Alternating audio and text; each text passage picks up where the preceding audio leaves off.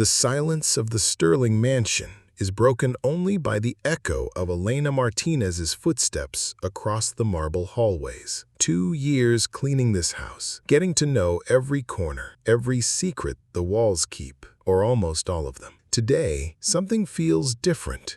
Elena pushes open the office door and freezes. The safe, always locked, always off-limits, is wide open. Like a hungry mouth, stacks of cash fill the metal interior, green and tempting. $50,000. A fortune for someone who cleans houses to survive. On the other side of the hidden cameras, Richard Sterling watches.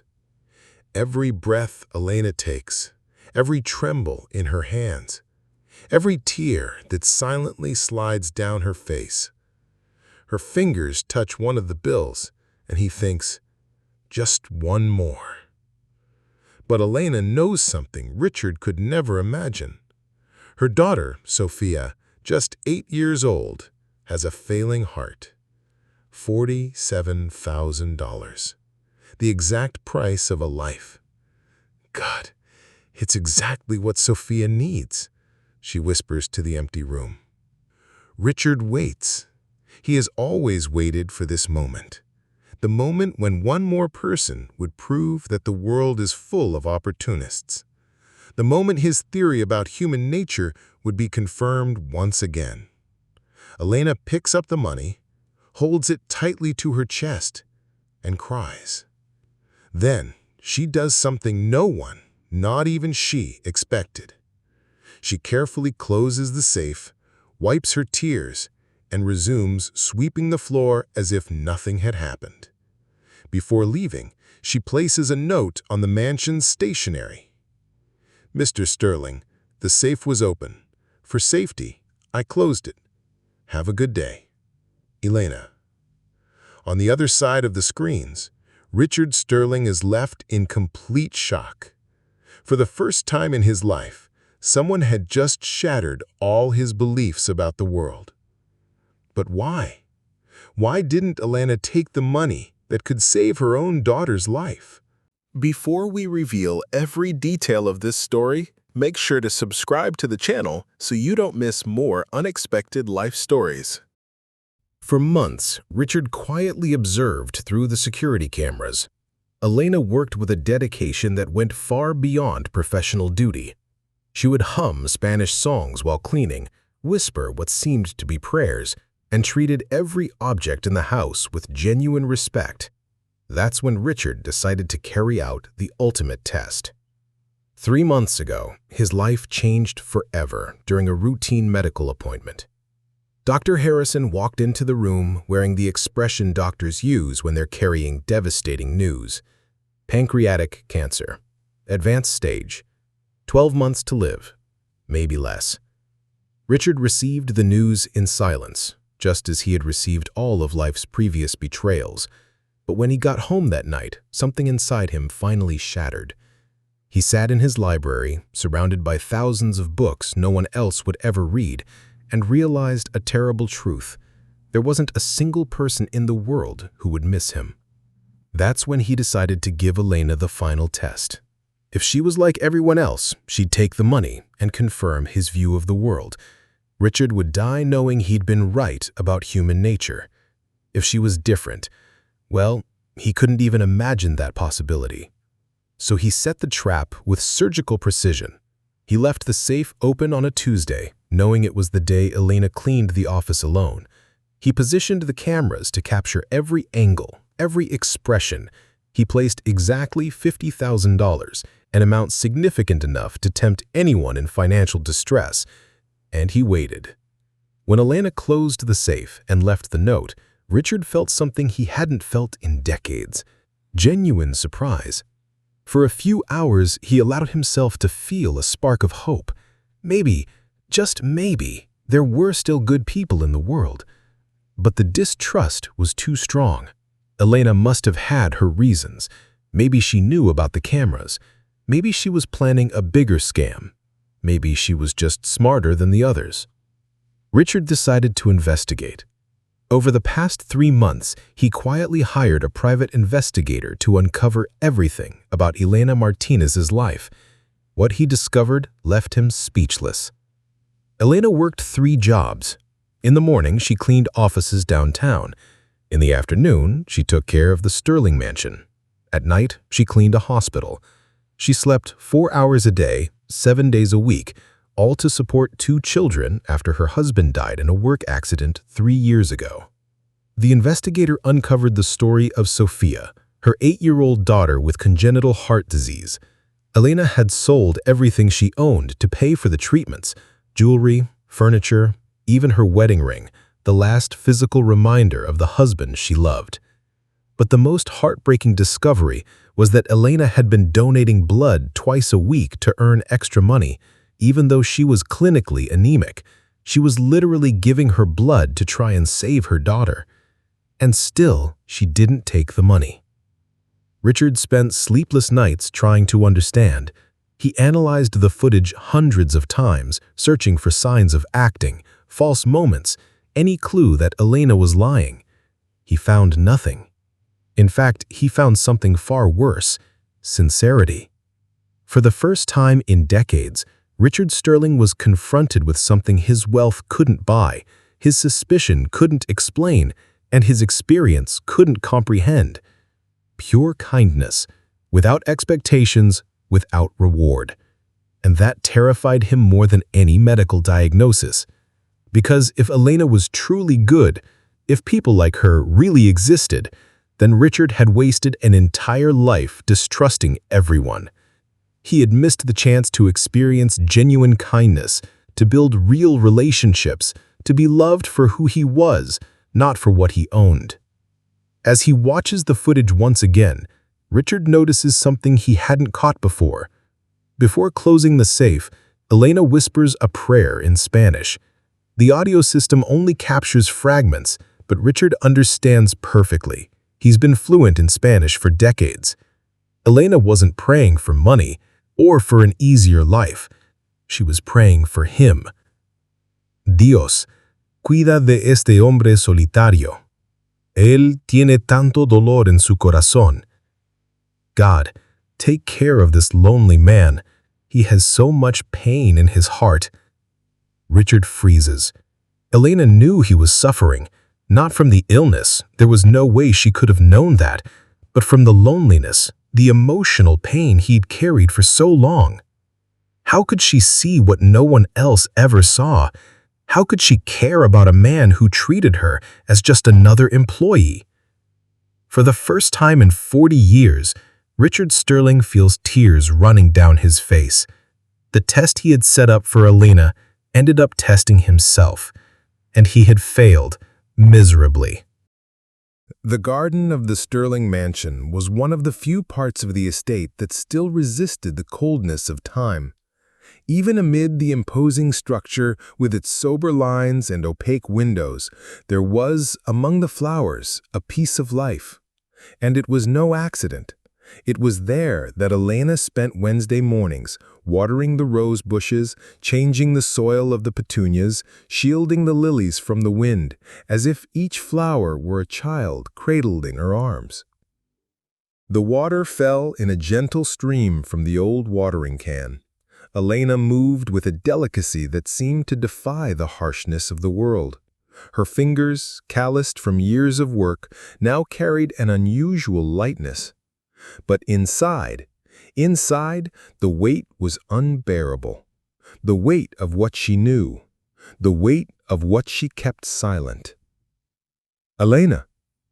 The voice came from behind her like a breeze carrying a storm. She didn't turn around. She knew whose it was, and she knew what was coming.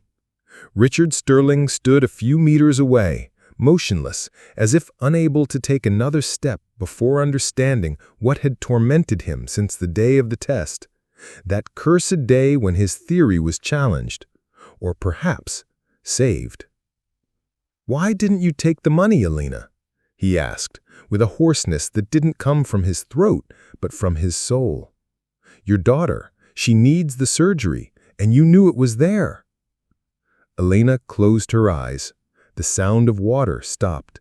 For a moment, everything fell silent, as if time was holding its breath with her. "Because some things have no price, Mr. Sterling," she said, still with her back turned. "Your trust is one of them." Richard frowned. Those simple, direct words held more power than any sum of money that had ever passed through his hands. "But you knew it was a test?" he insisted. She finally turned. The sun touched her teary eyes, and yet she did not blink. She stared at him with a courage made of pain, faith, and dignity. "I knew. From the first day I saw the hidden cameras behind the flower pots. From the moment I realized how you watched me through the reflections in the windows." He shuddered. "And yet, even so, I knew you were suffering, not just from the illness, from the loneliness, from the disillusionment." Silence. The wind rustled the leaves. The flowers trembled. Richard felt his knees falter for a second, but remained firm. There was something there, at that moment, he was not prepared to hear. A truth no doctor had told him, no diagnosis could foresee. "My own children abandoned me, Elena. How can a stranger care more for me than those I raised, fed, educated?" Elena stepped forward. Now they were only a few meters apart. For the first time in 2 years, there was no employer and employee, only two human beings stripped of all masks. Because family, Mr. Sterling, is not just blood. It's who chooses to stay when everything falls apart. The words fell like an avalanche over the old magnate. He tried to speak, but his throat failed him. He only cried. And he cried like a lost boy, like someone who had waited a lifetime for that gesture. Elena didn't move closer to hug him. It wasn't necessary. The respect between them already formed a bond stronger than any touch. That night, Richard didn't touch his dinner. He didn't watch the recordings. He didn't read any reports. He sat before the unlit fireplace and stayed there, staring into the void, or perhaps into himself. He took the old will, the old one where his children were assigned values, clauses, percentages, obligations. He read line by line. Every word seemed colder, emptier, more meaningless. He tore it up, and then he wrote a new version. He would leave $1 billion to Elena, but with one condition: she would have to use part of the money to create a foundation aimed at helping families like hers, families that struggle to survive, sacrifice every day, and give what they have and don't have out of love. But he hadn't told her anything yet. He wasn't even sure if he would have time. Because the next day, the call from the hospital came. Richard answered without hurry. He expected bad news. He had already accepted it. What he didn't expect was the proposal. "Mr. Sterling," said Dr. Martinez with a heavy voice, "we have received authorization to begin an experimental treatment. It may, hopefully, reverse the progression of your cancer, but there is an obstacle." Richard closed his eyes. "What obstacle?" "A bone marrow transplant with a high degree of genetic compatibility will be necessary, the kind that is only found among direct relatives." Silence. Richard felt his heart sink. He called Robert, then Patricia, finally Michael. The responses were as quick as they were cruel. "Dad, you spent years treating us like employees. Now you want our help? You cut us out of your life. Now you reap what you sowed." Richard hung up, unable to respond. He felt humiliated, ashamed, but above all, devastated. He was ready to die. He would die as he had lived, alone, until he heard a soft voice behind him. Mr. Sterling, I heard what the doctor said. If it's not too invasive, I would like to try. It was Elena. He remained silent. What could one say to someone who insists on extending a hand even after everything? She continued. Maybe by a miracle. Richard just nodded. It was like surrendering to something he no longer knew how to name. Faith, perhaps. Hope, or simply the courage to trust. The tests were done that same day, and a week later the phone rang again. Richard answered without hurry, but Dr. Martinez's tone was different, tense, hesitant, almost haunted. Mr. Sterling, we have the results, and, well, go ahead, doctor. Miss Elena Martinez is 100% compatible with you. Genetics, blood type, everything. This is statistically impossible unless... Richard froze. Unless she is your biological daughter. The phone slipped from his hand. The sun was beginning to set behind the Sterling mansion, tinting the sky with shades of orange and gold. The garden, meticulously cared for by Elena over the past months, was blooming like never before. Red roses, jasmines, and lavenders filled the air with a soft, almost ethereal fragrance. But Elena, kneeling before the flower beds, was far from feeling at peace. Her hands trembled as she watered the flowers, perhaps from exhaustion, perhaps from the intuition that something profound was about to emerge. Richard watched her from the veranda. He was no longer the proud and ruthless man of months ago. Now, with slightly stooped shoulders and eyes heavy with emotion, he carried the weight of a discovery that had crushed his soul. He walked slowly toward her, dry leaves crackling under his steps. "Elena." His voice was low, almost a whisper. She turned, surprised. The hose slipped from her hand, soaking her shoes. "Mr. Sterling, are you okay?" she asked, worried about his pallor. He hesitated for a moment, took a deep breath. "I need to ask you something. Something about your mother. What was her name?" Elena frowned. There was sadness in her eyes. "Isabella Rodriguez," she replied in a whisper. "But she passed away 10 years ago. She was a very loving woman. As for my father, I never knew him. She used to say he was an important man, a man who never knew I existed." Richard's eyes widened. The world spun for a moment. He pulled something from his coat pocket, an old Mexican photograph, the edges folded and worn by time. It was of a young Mexican woman, about 20 years old, pregnant, smiling sweetly and vulnerably. "Isabella! My God, Isabella!" he murmured, kneeling slowly beside Elena. Tears ran down his aged face. "I loved her so much. She was my life. But when we found out about the pregnancy, my family banished her from the town. They said she had aborted and fled. I searched for her for years. Years, Elena." Elena brought her hands to her mouth, her eyes filled with tears. She died saying you never knew, that she had to flee to protect me from your wealthy family who hated her. Her voice faltered, as if the words cut her from within. Richard pulled her into a tight embrace. For a moment, there was no time, no pain, no guilt.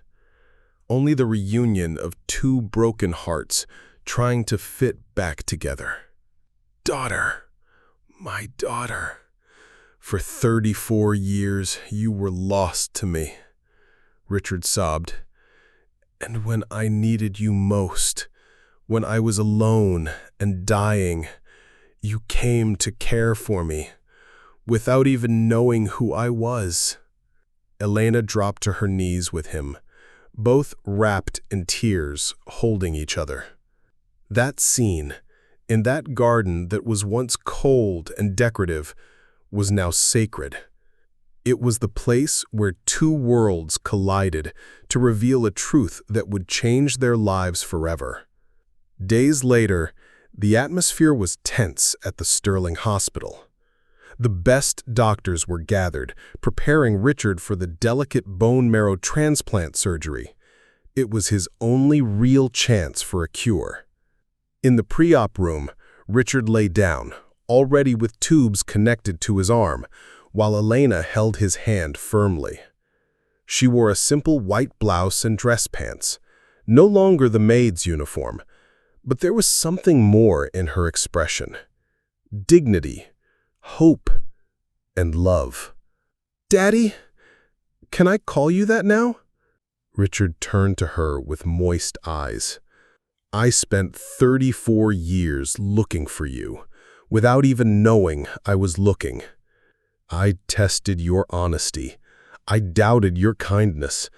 And when I should have recognized your heart, I only saw your rags. But that heart is the same as your mother's." Alana smiled with tears in her eyes. "Mom always said that one day I would find my true family. She was right. I just never imagined it would be by saving my own father's life." The doctors entered the room. It was time. Richard kissed her hand before being taken away. The surgery lasted hours. Long, silent, tense hours. When the surgeon came out and nodded affirmatively, Elena dropped to her knees in the hallway, sobbing with relief. Richard was saved. The impossible had happened. A year had passed. The Sterling mansion, once cold, dark, and silent, was now alive. The windows were always open, white curtains dancing with the breeze. Children's laughter echoed through the halls. The garden bloomed with even more vigor. There was music, the smell of homemade food, and the warmth of a true family. In the garden, Richard was running, yes, running after Sophia, his 9-year-old granddaughter with brown curls and a mischievous smile. Her heart was now strong after the surgery paid for by her grandfather, and she shouted, "Grandpa Richard! Grandpa Richard, look at all the butterflies!" Diego, 12 years old, watched from afar, drawing in a notebook, calm and smiling. Richard lifted Sophia in his arms, spinning her around in the air. "They came because our home is now full of love, little one," he said, laughing. Elena, from the veranda, watched the scene with shining eyes. She wore an elegant dress, her hair tied in a simple bun. She still held her natural simplicity, but now carried on her face the confidence of someone who had found her place in the world. She walked to the garden and knelt down with Richard and the children in front of a small, freshly turned flower bed. There, together, they planted a red rose bush, the favorite flower of Isabella. "Dad," said Elena, her voice trembling, "sometimes I think Mom is up there, happy that we found each other." Richard squeezed her hand. "I'm sure of it, my daughter. Isabella always said that true family is found in the most impossible moments." That afternoon, the sunset was different, warmer, more golden, more alive. And on the veranda, a new plaque shone, Sterling Martinez Foundation. Since Elena and Richard joined forces, thousands of vulnerable families had been helped. Children at risk found homes. Helpless women received support and education. Richard, now 69 years old, found purpose not in business, but in people. I searched for love for 68 years, and it was right in front of me. Cleaning my house, tending my garden, protecting my heart. The greatest wealth in the world is not what you accumulate. It's who you love and who loves you back. If this story of redemption and true love touched your heart, subscribe to our channel. Because sometimes life's greatest miracles happen when we open our hearts to the love already beside us. Your next dose of hope and faith is just one click away.